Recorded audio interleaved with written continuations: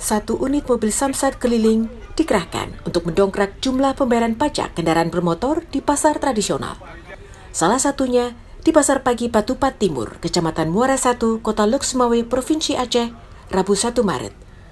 Terobosan Samsat Lok Sumawe ini untuk memudahkan pembayaran pajak tanpa harus mendatangi kantor Samsat.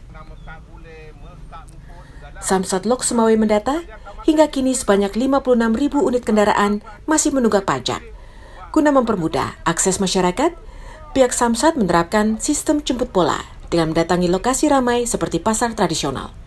Sambil berbelanja, warga pun dapat membayar pajak kendaraan. Kepala Unit Pelaksana Teknis Daerah UPTD Wilayah 5, Badan Pengelola Keuangan Aceh, BPKA Samsat Lok Sumawe, Haidir menyampaikan, pelayanan Samsat keliling ini dilakukan setiap hari kerja, mulai pagi hingga siang hari di beberapa pasar tradisional. Alhamdulillah, tahun 2023 ini pemerintah Aceh itu mengadakan 5 unit Samsat keliling. Lok Sumawe mendapatkan 1 dan ini kita operasionalkan juga sebagian wilayah Aceh Utara, karena wilayah yang kita kunjungi ini adalah secara administrasi hukum berada di Polres Kota Lok Sumawe.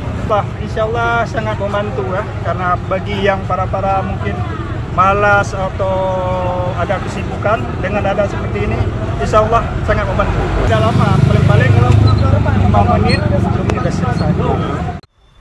Haidir juga menyampaikan, masa pemutihan pajak kendaraan di wilayah Provinsi Aceh telah diperpanjang hingga akhir April 2023.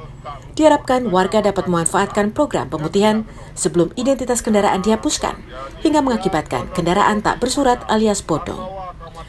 Selain di Kota Lok Sumawe, mobil Samsat keliling edisi 2023 juga terdapat di Kabupaten Aceh Tengah, Bener Meriah, Nagan Raya, dan Kabupaten Biren. Dari Kota Lok Sumawe Aceh, Trifani, Kantor Berita Antara, mewartakan.